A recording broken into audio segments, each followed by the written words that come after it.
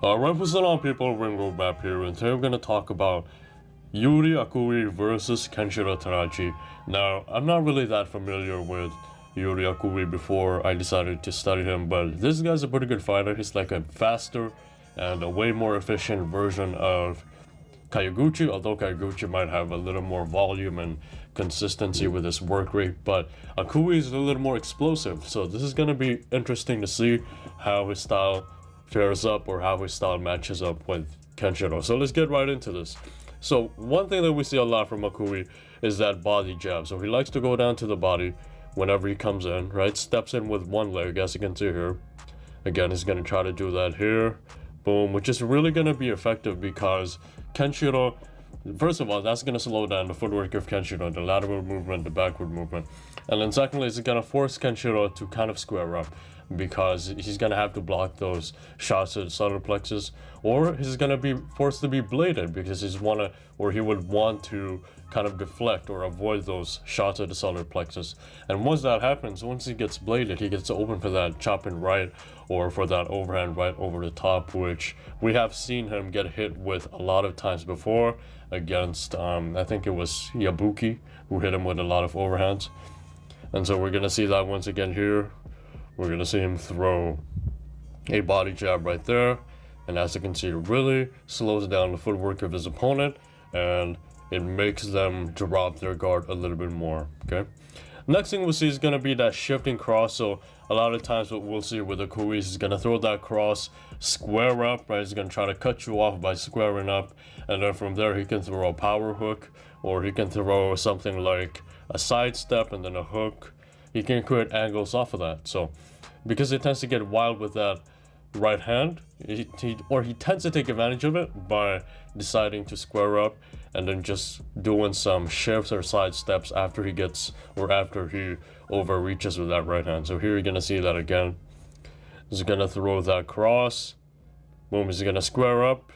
He almost got caught right here with the counter, but he was able to raise that guard, that left glove, on time, just on time, and then he was able to block the counter shot of his opponent. So again, cross here, he's gonna throw a cross, boom, and as you can see there, he doubled up with the cross over the top, and then he was able to reach his opponent because he decided to square up and almost switch into a southpaw stance, which is gonna be useful for Kenshiro, but at the same time, he's gonna be prone to getting hit with a check hook. Fortunately for him, Kenshiro doesn't really use the check hook that much, and if he does, it's more of a slap rather than a power shot. So this is something that he can take advantage of. He can use this shifting cross to kind of close in, but if he's not careful, he's going to get countered with check hooks and pull counters, right? Pull counter right hand from Kenshiro, which he does sometimes as well. So now we're going to look at the walk-in high guard, right? This is where he's very similar to Kaiguchi, although Kaiguchi is not as careless, I would say, right? Kaiguchi is a little more, how would I call it? He's a little more efficient with his movement, a little more careful, but if you look at Akui, he just marches forward with that high guard, and that's why he's very open for shots down the pipe. Okay, so as you can see here, he's going to walk, and his opponent will time him once he closes his stance, and then there he takes one step with his front foot, and then he gets caught with a rear uppercut as he is not prepared, or as he was walking in, because he wasn't prepared from that position, okay?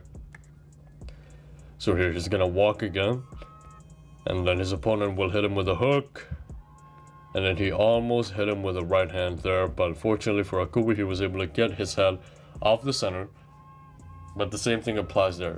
It's marching forward without much movement, without much footwork, and that's the reason why he gets caught in those situations. So here again, he's walking in trying to cut off the ring with a high guard, and then he almost got caught right there again with the uppercut, which is something that Kenshiro is really good at. He's good at timing people when they are leading or when they are extended, or when they are too much on the front foot, right? While they are too heavy on the front foot, that's when Kenshiro tends to time them a lot of times.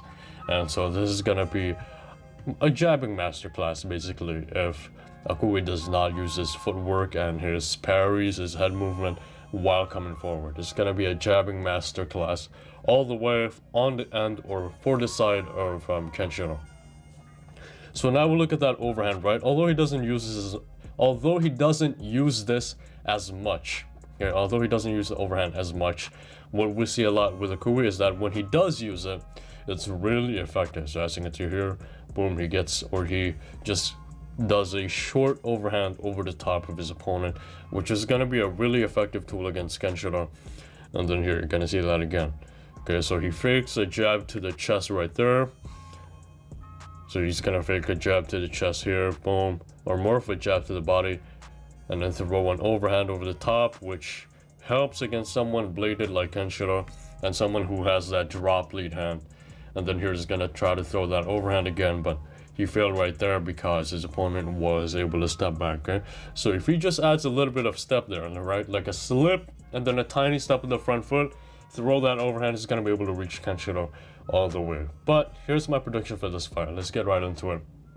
I would go with Kenshiro via TKO around rounds 9 to 11. Okay, Akui is a very durable fighter though, so I wouldn't be surprised if he survives the whole 12.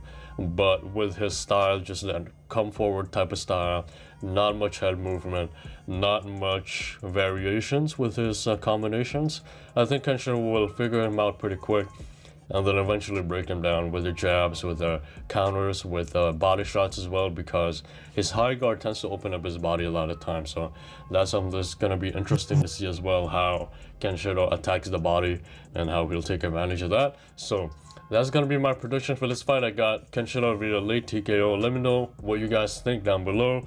Subscribe if you're new, and I'll see you guys soon. Peace out.